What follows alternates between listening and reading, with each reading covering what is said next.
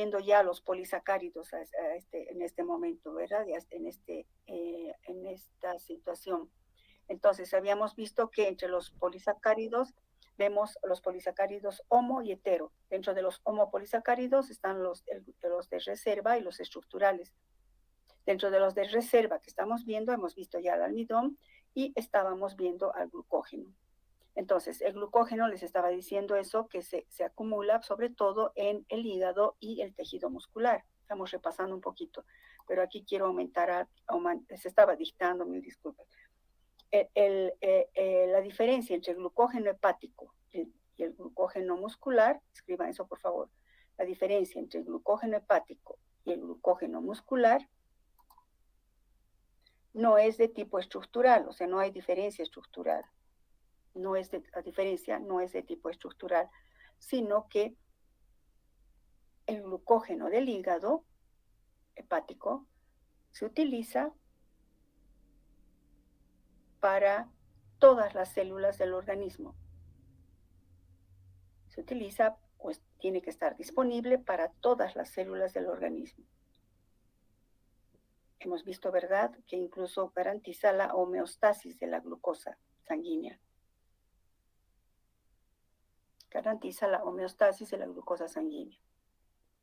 En contraposición, el glucógeno del tejido muscular es utilizado solo para el músculo, para generar energía a partir de la glucosa cuando el músculo necesita energía, ¿no? O sea, se usa solo para el músculo. Diríamos el hígado, el glucógeno del hígado, esa función es mucho más generosa porque es para todo el organismo, para toda la economía. Bueno, con esa aclaración.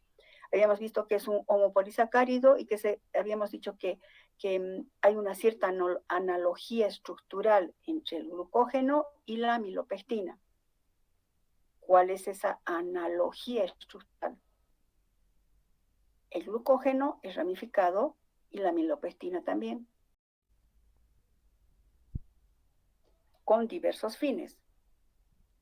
La rápida movilización de moléculas de glucosa con diversos fines, ya sea para garantizar la homeostasis, bueno, estoy hablando de glucógeno hepático, ¿no? Ya sea para garantizar la homeostasis o para ser fuente de energía para otras células o para el hígado mismo. Bueno, recuerden que estamos en bioquímica 1, bioquímica estructural. El gran principio de bioquímica estructural es la relación entre la estructura y la función. Entendiendo la estructura, comprendemos mejor la función. Entonces, este hecho de que tenga muchos extremos reductores, repito, va a favorecer la acción de las enzimas hidrolíticas para facilitar para garantizar la fácil movilización, que quiero decir, fíjense, mis semicursores, la enzima va a ir rompiendo clic, clic, uno por uno, y liberando glucosa. Entonces, varios extremos reductores. Esto, hemos visto un poco la degradación del glucógeno. Esta degradación del glucógeno, por ejemplo, en el hígado, ocurre gracias a esta enzima, la fosforilasa del glucógeno. Esto es bien importante, chicos. Si bien es una miradita bioquímica 2, pero nos ayuda a entender la importancia de estudiar la estructura de una biomolécula como glucógeno en este caso. Entonces, dentro de la célula, por ejemplo, ya sea muscular o ya sea hepática, vamos a hablar hepática, el glucógeno es degradado por esta enzima, la fosforilasa del glucógeno. Esta enzima retira de manera secuencial de uno en uno las moléculas de glucosa, siempre por los extremos no reductores. Y el producto de la hidrólisis es pues la glucosa 1-fosfato. Habíamos recordado, ¿verdad?, que vimos esto cuando vimos la síntesis de los NDP azúcares. Bueno, esto ya hemos visto en la anterior clase. Pero entonces se forma la glucosa 1-fosfato. Este hecho, esto que estamos estudiando, puede garantizarnos la homeostasis. ¿De quién? De la glucosa, que aumente homeostasis de la glucosa. Y que se refiere al hecho de que siempre las concentraciones de glucosa en sangre, las concentraciones de glucosa en sangre están siempre en este rango. entre 70 y 110 miligramos por decilitro de sangre. Por debajo es una hipoglicemia, tendencia a hipoglicemia, y por encima tendencia a una hiperglicemia. Ninguno de los dos extremos es saludable. Entonces siempre se mantiene estos niveles. ¿Quién garantiza esos niveles? Pues el glucógeno, sobre todo hepático. ¿Y cómo garantiza?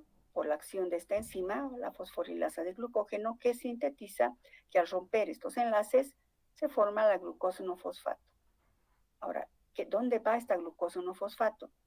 O sea, pongo aquí como guía para que estudien. La glucógeno-fosfato puede ir a la síntesis, aquí escriban, puede ir a la síntesis de UDP-glucosa o puede ir a la síntesis de glucosa 6-fosfato y la historia continúa. Y esto continúa. Puede ir a la síntesis de UDP-glucosa, repito, puede ir a la síntesis de glucosa 6-fosfato. Esto les va a ayudar mucho en bioquímica 2 y además es importante porque estamos hablando de una importantísima molécula como el glucógeno. Bueno, entonces, otra vez volvemos. Se sintetiza glucógeno-fosfato, hasta ahí está claro. Les he puesto destino de la glucógeno-fosfato para que no sea muy abstracto estudiar y dónde va ese fosfato, qué es esto. Pues aquí habíamos quedado. Destino de la glucógeno-fosfato. Entonces, otra vez nos ubicamos en la célula hepática, donde está ese acumulado glucógeno. Este glucógeno no se va a quedar eternamente ahí, pues hemos dicho que es un polisacárido de reserva. Y entonces, ¿qué va a ocurrir? Digamos, ha pasado unas cuantas horas y los niveles de glicemia de una persona están bajando, acercándose a 70, tal vez está con unas horas prolongadas de ayuno, que no ha comido carbohidratos, y entonces inmediatamente, repito, garantiza la homeostasis, eso se tiene que solucionar. Se activa inmediatamente, atiéndame chicos antes, aquí no solamente es así como magia que estoy hablando, esto está controlado hormonalmente, ¿no? Cuando bajan los niveles de glucosa, se activa, eso pongan por aquí, por favor, les va a ayudar. Cuando bajan los niveles de glucosa, se activa la hormona glucagón. Han debido estudiar en fisiología. Se activa la hormona glucagón. Esta hormona tiene receptores en el hígado o en las células hepáticas. Tiene receptores en las células hepáticas. Esos receptores garantizan la activación, esos receptores que han captado al glucagón, garantizan la activación de esta enzima, la fosforilasa del glucógeno. Bueno, para que no veamos que aquí no ocurre porque digamos, por magia ni nada por el estilo. Esto es un control hormonal.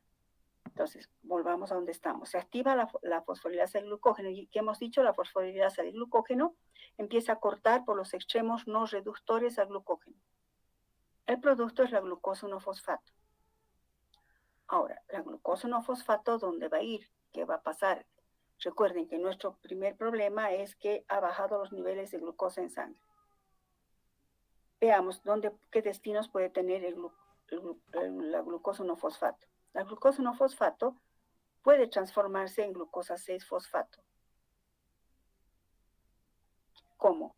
Por acción de una enzima llamada fosfoglucomutasa.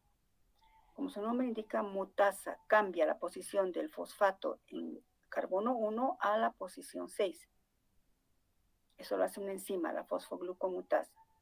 Esta glucosa 6-fosfato, entonces, puede tener varios destinos. Primero, veamos, tal vez que la célula hepática necesita energía y entonces va a usar como sustrato la glucosa 6-fosfato y la va a dirigir a esta ruta metabólica, la glicolisis.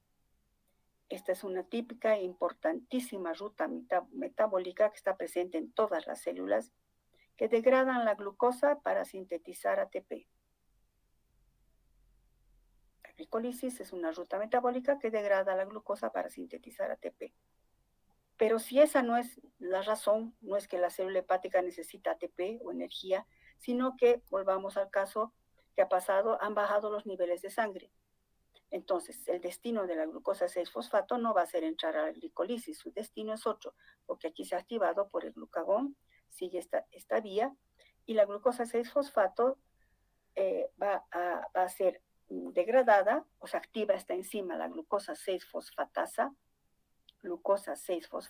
que hace escinde o rompe este enlace 6-fosfato y se libera glucosa tal cual.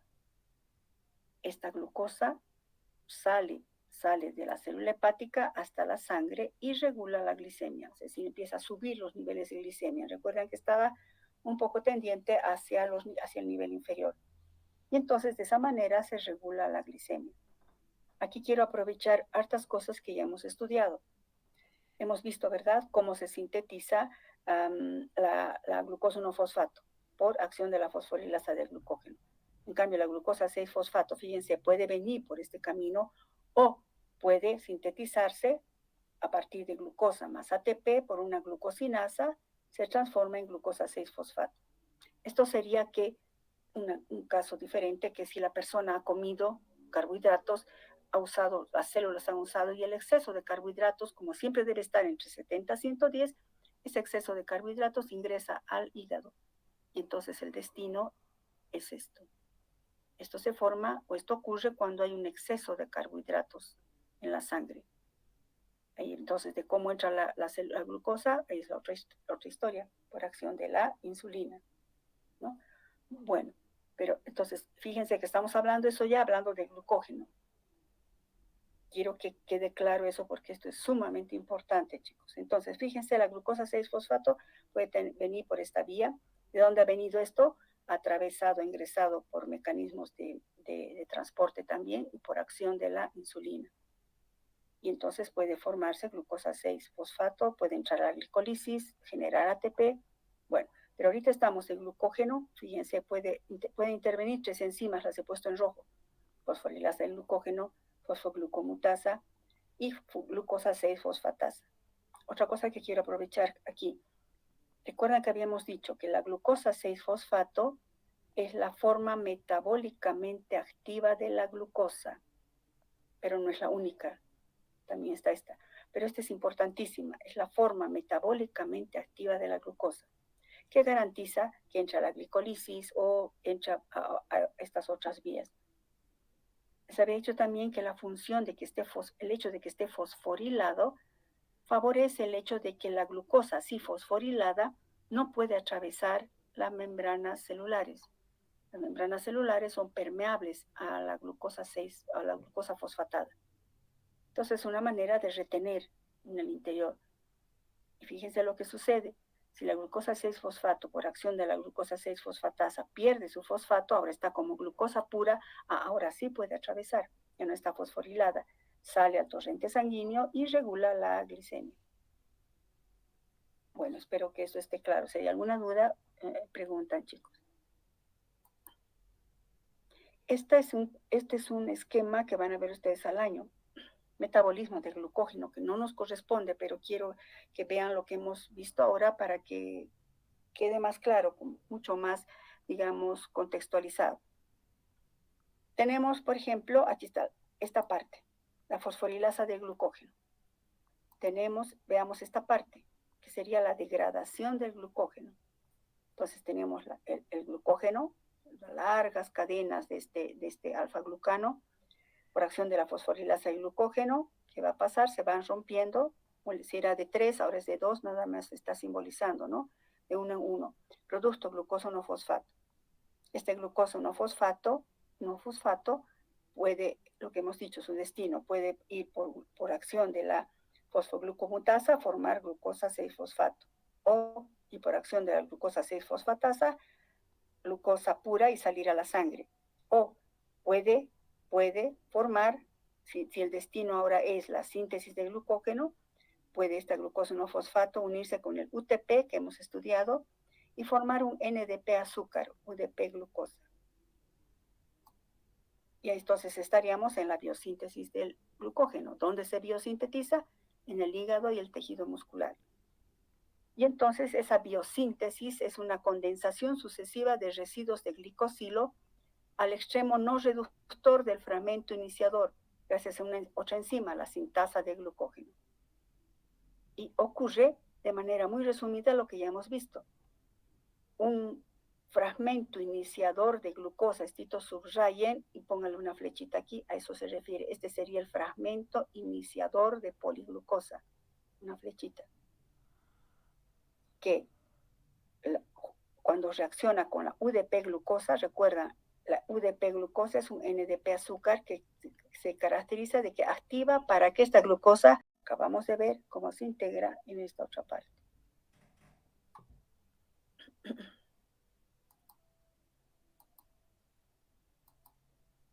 Bueno, con eso hemos acabado los polisacáridos de reserva.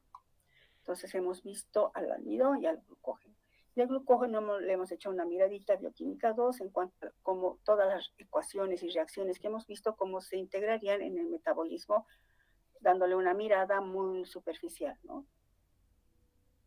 Bueno, pasamos a polisacáridos estructurales. Seguimos en homopolisacáridos. ¿Recuerdan? Los homopolisacáridos pueden ser homopolisacáridos de reserva y homopolisacáridos estructurales. Y entonces estos homopolisacáridos estructurales tienen mucha más importancia en el reino vegetal, animal y sobre todo en las bacterias también, hongos, etc. Existe una gran variedad de polisacáridos, tanto en plantas, animales, cada uno con estructuras diferentes y propiedades diferentes. Solo vamos a estudiar a la celulosa. La celulosa es el principal polisacárido de las plantas leñosas y plantas fibrosas, árboles, hierbas. Se dice que la celulosa es el polímero más abundante de toda la biosfera, siempre y cuando no acabemos con los pobres árboles, ¿no? Es el polímero más abundante de la biosfera. Es el estructural de la pared celular de los vegetales. Este esquemita me gustó mucho, por ejemplo, el hecho que veamos estos árboles erguidos, enormes, hermosos, bien parados ahí, es gracias a la estructura de la celulosa que le confiere esa gran fuerza y estabilidad.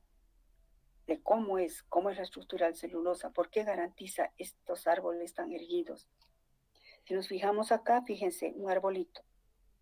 Si vemos su estructura, pues esta estructura de la celulosa, si vamos, bueno, me gustó por esa razón, vamos sacando su estructura, hasta que llegamos a esto. ¿Qué cosa? Es un homopolisacárido formado por unidades, pero en este caso es de beta de glucosa. Veamos cuál es su estructura. Es un polímero lineal de D-glucosa, también es un glucano, pero los residuos de azúcar o de monosacárido no son la alfa-D, como en el almidón y el glucógeno. Aquí son beta de glucosa. Están unidos en consecuencia por enlaces beta 1,4. Esta diferencia tiene consecuencias estructurales sumamente importantes. Basta con el hecho de esta configuración, ¿verdad? Anomérica, beta D. La anterior era alfa. Entonces, al ser beta de glucosa, veamos la estructura. Por ejemplo, a ver aquí. No, aquí, este está bien. Esta es la beta de glucosa. Si se fijan, el carbono anomérico es este. Fíjense mi cursor, carbono anomérico. El oxígeno está, esta es la conformación en silla, está en posición ecuatorial hacia arriba, beta. Beta de glucosa. Y si se fija, el que está al ladito, aquí está el oxígeno, como siempre tiene que estar en la representación, hacia arriba y la derecha. Pero aquí está hacia abajo, no porque esté mal representado, sino que escriban aquí un ladito para que al estudiar no se confundan. La configuración beta de la glucosa en la celulosa, ¿no? La configuración beta de la celulosa garantiza el giro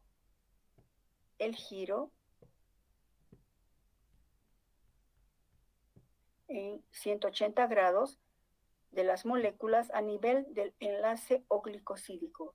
Garantiza el giro a nivel del enlace oglicosídico, porque es beta, ¿no?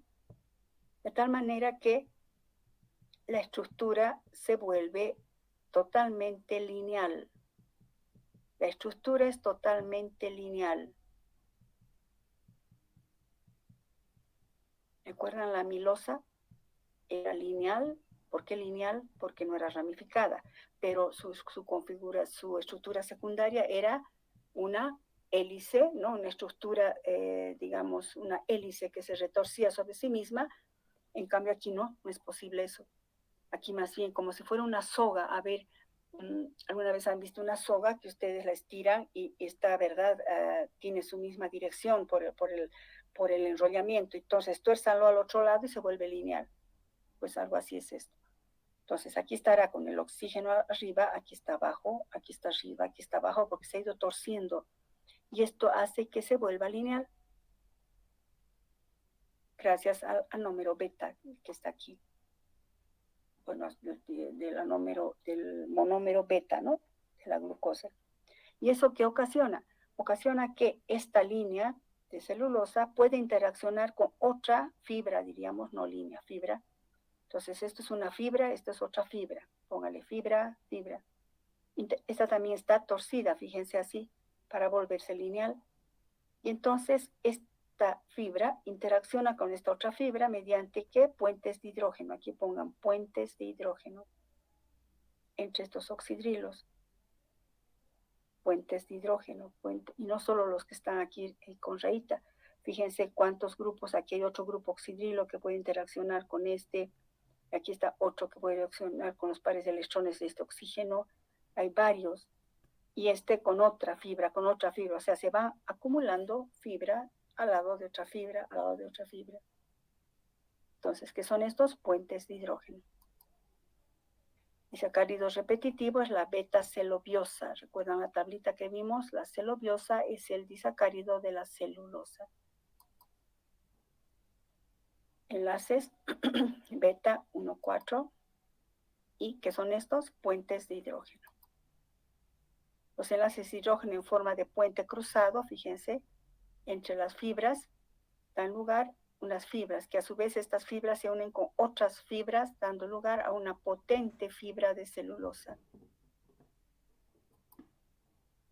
Si representamos así, tendríamos, ¿verdad?, una fibra más otra fibra con puentes de hidrógeno cruzados, que da lugar a una estructura sumamente de alta resistencia mecánica.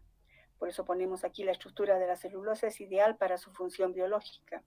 En las plantas, estas fibras de celulosa están densamente empaquetadas y son los que le confieren la resistencia mecánica.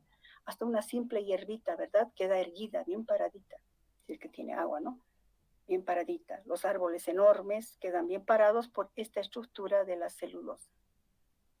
¿Por qué? Porque simplemente sus unidades monoméricas son beta de glucosa, que da lugar a estas estructuras en forma de fibras, que a su vez las fibras pueden interactuar entre sí mediante puentes de hidrógeno, formando una fibra enorme de celulosa sumamente resistente. Ahora, ¿por qué estudiamos la celulosa? Si bien no tiene valor nutritivo para nosotros, para animales superiores, excepto los rumiantes, nosotros no podemos digerir la celulosa. Sin embargo, es útil para el movimiento peristáltico, ¿no? No sacamos energía de la celulosa, pero es muy importante en que consumamos, por ejemplo, verduras, vegetales que tienen celulosa para ayudar en el movimiento peristáltico, ¿no? Pero para los rumiantes, sí, pues es alimento, ¿no? Las vaquitas, etc.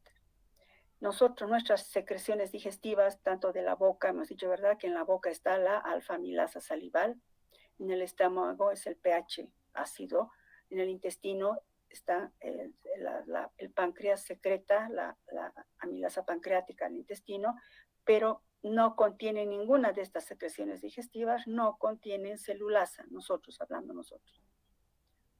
La celulasa es la única enzima que es capaz de romper los enlaces beta 1,4.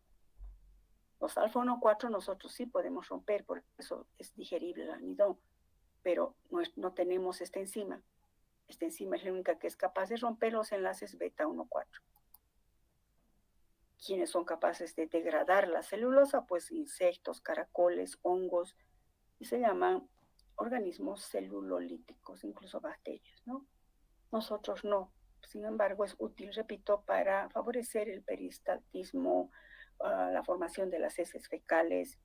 Además, ayuda muchísimo en la microbiota intestinal, etc. Y entonces resumimos, chicos. ¿Qué sería esto? Fíjense, unidades monoméricas iguales, lineales, sin ramificación, pero en forma espiralizada. Es la amilosa. Unidades de glucosa, ¿no? Unidas por aquí no está indicando, pero en forma lineal, con puentes de hidrógeno entrecruzados, es la celulosa que acabamos de ver. Y pues está ramificado con enlaces alfa 1,4 y alfa 1,6 este nivel, podemos simbolizar o a la amilosa o a la amilopectina o al glucógeno. El glucógeno siempre es más ramificado que la amilopectina. El glucógeno es más ramificado que la amilopectina. Fíjense que es otra ventaja. Si es tan ramificado, tiene muchos puntos de extremos no reductores, susceptibles de que la fosforilasa de glucógeno ataque, ¿no? Bueno, con eso hemos terminado los homopolisacáridos, chicos. El otro grupo de polisacáridos son los heteropolisacáridos. El prefijo hetero nos indica diferentes, ¿no? Es decir, que están formados por unidades monoméricas diferentes. ¿Y dónde están estos heteropolisacáridos? Algo que siempre vamos a ver en bioquímica, y es bien importante eso, que desde el primer capítulo hemos visto, la ubicuidad. ¿Dónde están presentes? Si yo veo en una célula dónde están presentes y conozco ciertas funciones de la célula, al momento asociamos la función, ¿verdad? Entonces, estos heteropolisacáridos, que son polisacáridos que tienen monómeros diferentes en su estructura, ¿dónde abundan?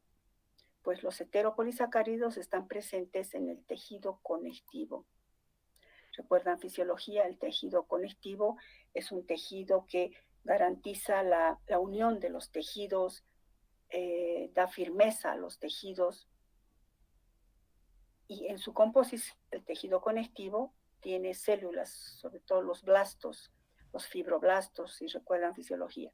El tejido conectivo entonces está formado por células, tiene importantísimos componentes como fibras de proteínas, como el colágeno, que le da resistencia, pongan ahí, cito, resistencia, la elastina, que le da elasticidad. Y también tiene esta parte importante, el tejido conectivo tiene una matriz intercelular, es decir, llamada también, es decir, una matriz como una sustancia que está entre las células, es lo que le mantiene y le da forma a un tejido, ¿no? Esta matriz intercelular se denomina sustancia fundamental. Esta sustancia fundamental es aquella que rellena los espacios entre las células, entre las fibras de colágeno o elastina, y esta matriz intercelular tiene además agua, tiene sales minerales, polipéptidos y lo que estamos estudiando, azúcares. Entonces, los heteropolisacáridos, motivo de nuestro estudio, son componentes o es donde abundan tejido conectivo. ¿En qué parte del tejido conectivo?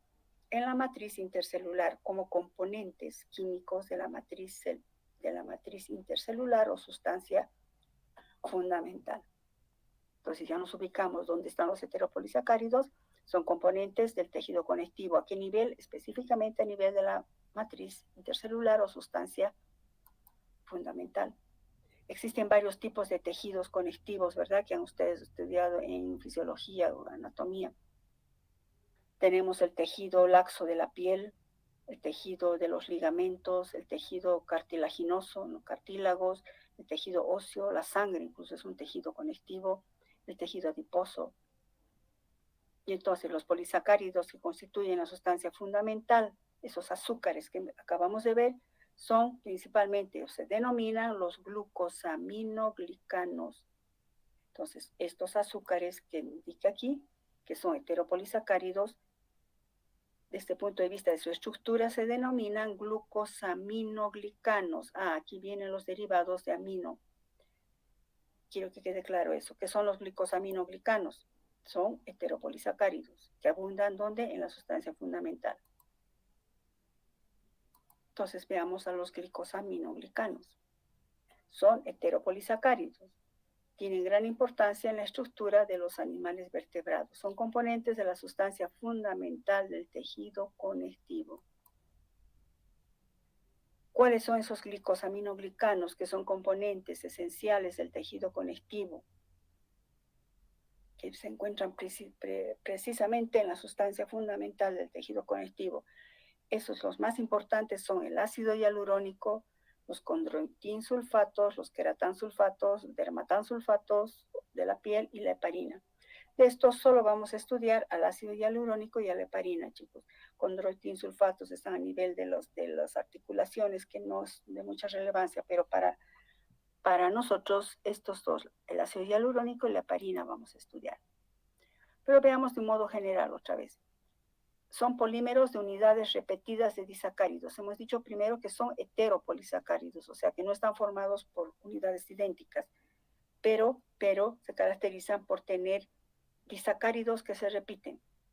Por ejemplo, uno de los puede ser, si es un disacárido, uno de ellos puede ser N-acetilglucosamina. Recuerdan que vimos más antes, les dije que formaban parte de componentes importantes, o la N-acetilgalactosamina o los derivados de la N-acetilgalactosamina. Uno de ellos puede ser esto, N-acetilglucosamina o N-acetilgalactosamina. Y el otro es un ácido urónico. Recuerdan que habíamos visto los derivados de ácidos, los ácidos, el ácido glucónico y el ácido glucurónico. Bueno, pues les había dicho, ¿verdad?, que forman parte de estructuras más complejas que vamos a ver más adelante. Otra característica de los glicosaminoglicanos es que tienen en su estructura grupos carboxilato o grupos sulfato. Carboxilato o sulfato. Entonces, característica estructural de los glicosaminoglicanos. Son polímeros heteropolisacáridos y se caracteriza porque tienen disacáridos que se repiten. Si es un disacárido, tiene que estar formado por dos monosacáridos. Uno de esos monosacáridos puede ser la N-acetilglucosamina o la N-acetilgalactosamina. Y el otro monosacárido sería un ácido urónico. ¿Qué más se observa en estos heteropolisacáridos? La presencia de grupos carboxilato y sulfato. Entonces, si presentan grupos carboxilato y sulfato, poseen cargas negativas. Recuerden, estamos en bioquímica estructural. Entender la estructura nos ayuda a entender la función. El hecho de que tengan cargas negativas por el carboxilato o el sulfato, pues se entiende sus funciones. Empecemos con el ácido hialurónico. Es un glicosaminoglicano y abunda en las articulaciones, también en el humor vítreo, ¿no? Bueno, las moléculas de ácido hialurónico son polímeros, están formados de entre 250 a 25.000 unidades de disacáridos. Este sería el disacárido que se repite. Repetición de 250 a 25.000 de estos que se repiten dan lugar al ácido hialurónico, que está presente en las articulaciones y en el humor vítreo del ojo, ¿no? Bueno, redundancia del ojo. ¿Y qué reconocemos? ¿Cómo es su estructura? Si reconocemos, este es un ácido, es un grupo carboxilo en el carbono 6, y entonces estaríamos hablando de un ácido urónico. Y entonces esta estructura, como está con carga negativa por el pH fisiológico, será un grupo carboxilato. Esta molécula va a estar unida a esta otra molécula por un enlace. Si nos fijamos, si está esto arriba es beta 1, 3. Si este es el 1, el 2, el 3, beta 1, 3. Y esta molécula se denomina en consecuencia, si esto está beta de glucoronato de sodio. Se deriva del ácido glucurónico, repito, nunca va a estar como glucurónico por el pH fisiológico, siempre está con carga negativa. Y tiende a atraer estos cationes de sodio, calcio, potasio.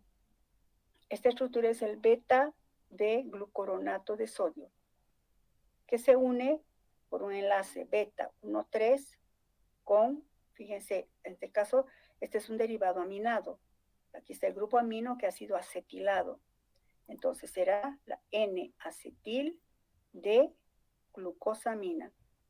Entonces, el dímero es beta-D-glucoronato de sodio y N-acetil de glucosamina. Si nosotros paramos un cachito, esto hemos visto acá como, aquí está, los aminoazúcares, que les había dicho, ¿verdad? Que sí va a ver más adelante. Esta es la D-glucosamina y es la N-acetil de glucosamina. Además que los ácidos urónicos, glucorónicos que hemos visto, ¿no? Importantes, son componentes de muchos polisacáridos naturales. O sea, ya estamos viendo que eso puede estar presente en el ácido hialurónico.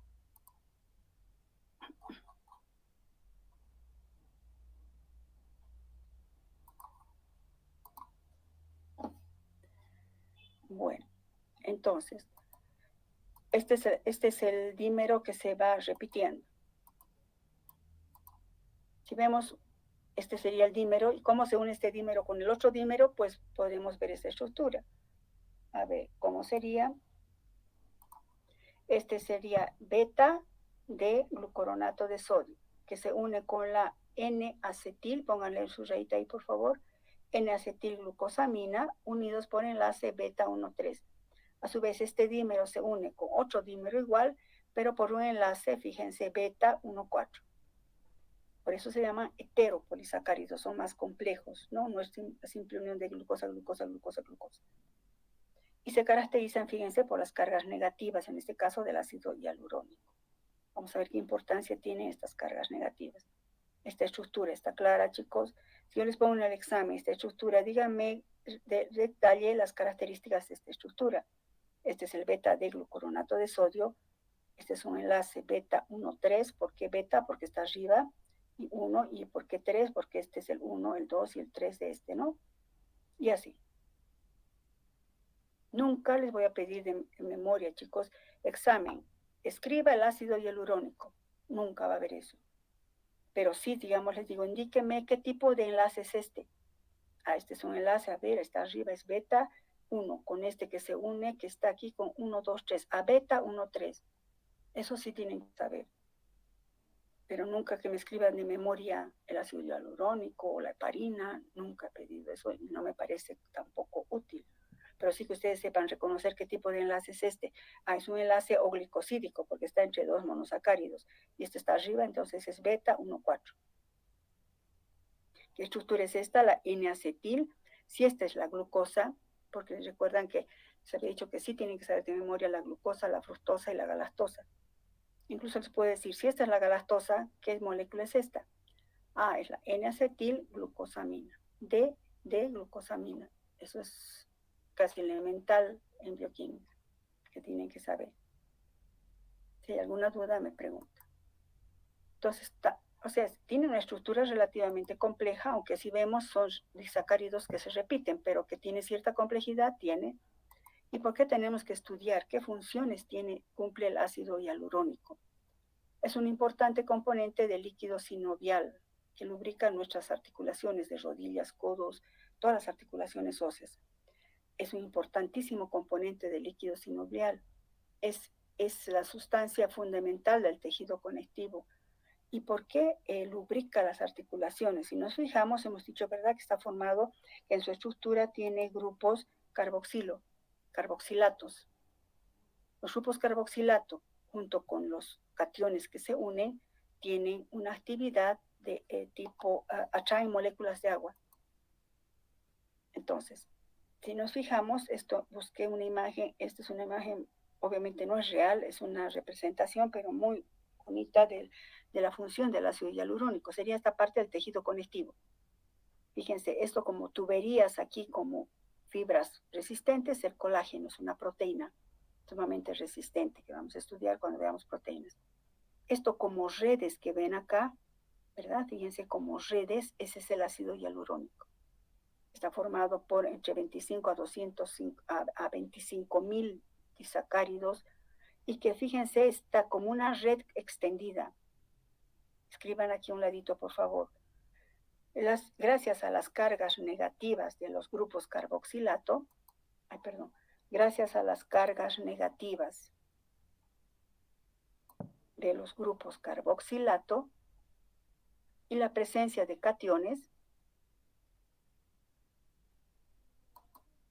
varias moléculas de agua son atraídas por el ácido hialurónico. Varias moléculas de agua son atraídas por el ácido hialurónico. Debido a su estructura polianiónica. Debido a su estructura polianiónica. Polianiónica, de carga negativa.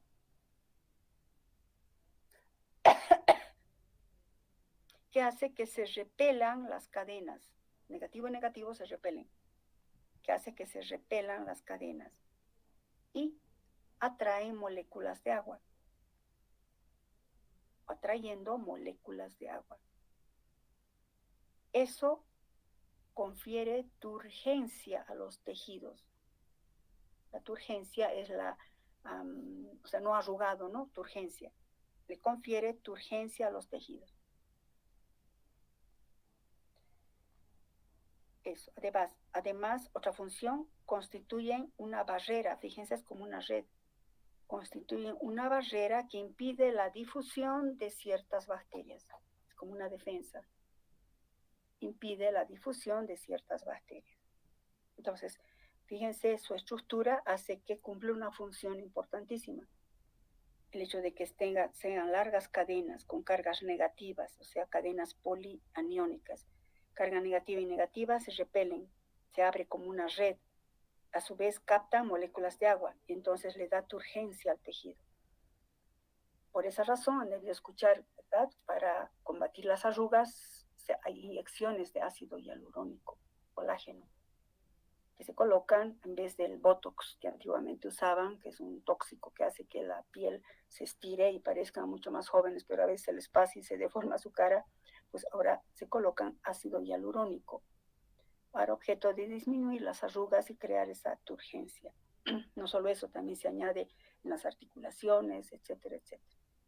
Entonces, el ácido hialurónico es un glicosaminoglicano, es decir, es un heteropolisacárido. Es un componente importante del tejido conectivo y se encuentra en la sustancia fundamental del tejido conectivo.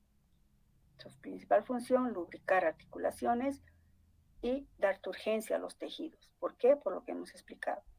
La carga poliiónica negativa hace que se repelan estas cadenas y además captan moléculas de agua y le confiere turgencia. Entendemos entonces por qué el ácido hialurónico produce turgencia en los tejidos. Ya sabemos por qué. ¿Está claro eso, chicos? Bueno, la siguiente es la heparina. Hemos dicho que es otro glicosaminoglicano que nos va a interesar, sobre todo nosotros como bioquímicos. Entonces, la heparina es un glicosamino muy sulfatado. Perdón, la doctora Nadia.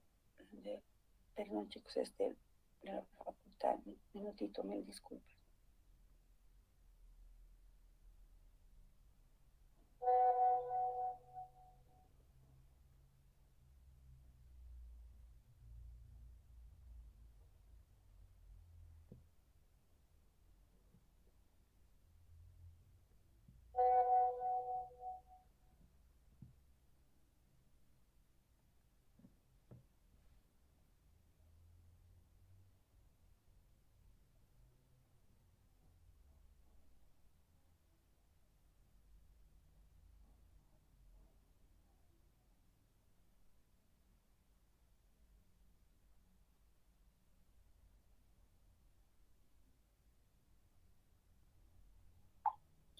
Disculpa.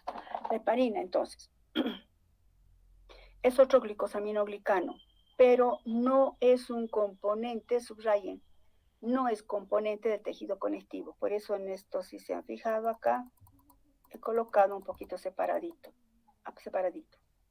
estos son componentes del tejido conectivo. Póngale una flechita en esta diapositiva. Este no es componente del tejido conectivo. La heparina no es un componente del tejido conectivo.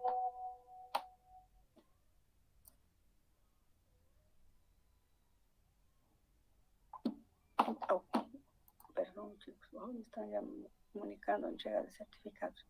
Ya, no es componente del tejido conectivo. Es un glicosamino muy sulfatado. El ácido hialurónico tenía grupo carboxilato, aquí tiene grupo sulfato. ¿Qué función cumple la heparina? Su función es impedir la formación de coágulos en la sangre circulante. Es decir, que se va a liberar la heparina cuando hay una lesión. Su estructura, fíjense, sería esta. Si nosotros reconocemos, esta sería la N-acetil de glucosamina sulfatada, ¿no? Este sería el ácido glucurónico. Esta sería la D-glucosamina con un sulfato a nivel de grupo amino. El ácido hidurónico, no vamos a entrar, no les voy a pedir, repito, nunca que me escriban, no, ni siquiera pierdan su tiempo en aprender esto, pero sí fíjense aquí, he puesto en círculos, el grupo sulfato, sulfato, sulfato, sulfato. Entonces también este grupo sulfato va a contribuir a su función.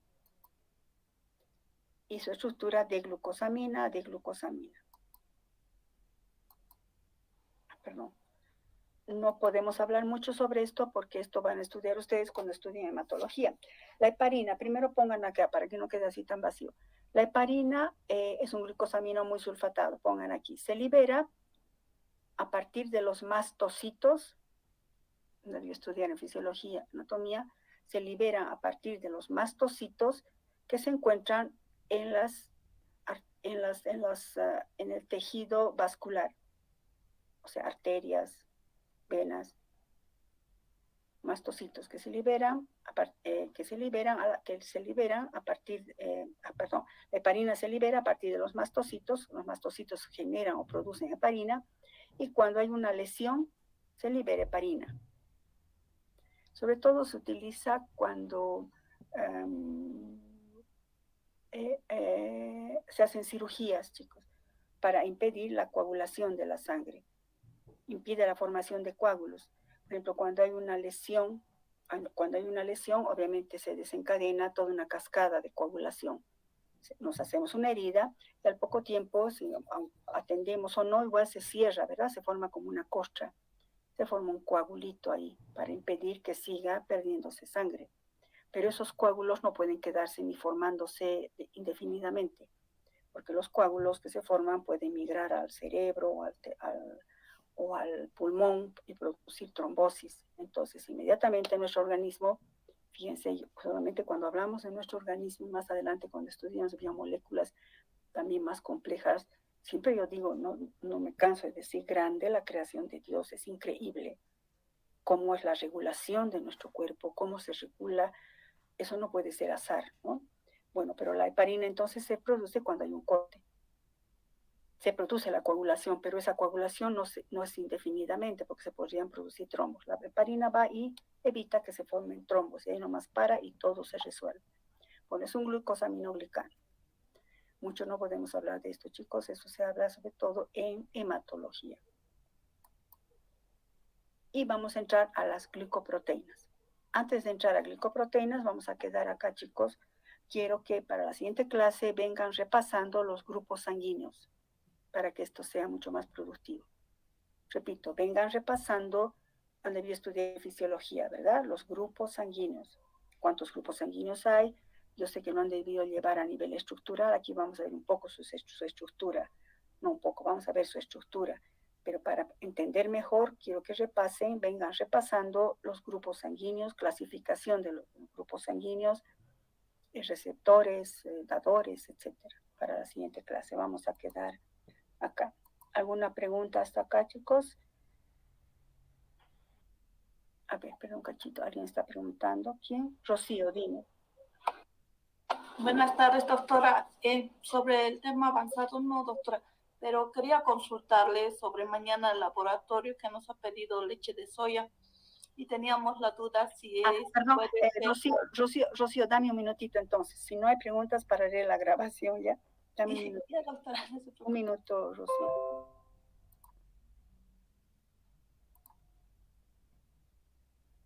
Ya, ahora sí, dime, Rocío, ¿sobre la leche decías? Sí, sobre la leche de soya, que sí puede ser con saborizante o solamente... No, es puro, no tiene que tener sabor. Ya. Muchas gracias. Mejor, obviamente, sin sabor, sin azúcar, leche de soya pura, pura. Se necesita poquito, chicos, luego te lo puedes tomar. Basta con que traigas como medio vasito, nada más de leche de soya. Sin sabor, sin color, sin nada, ¿ya? Muchas gracias, doctora. De nada.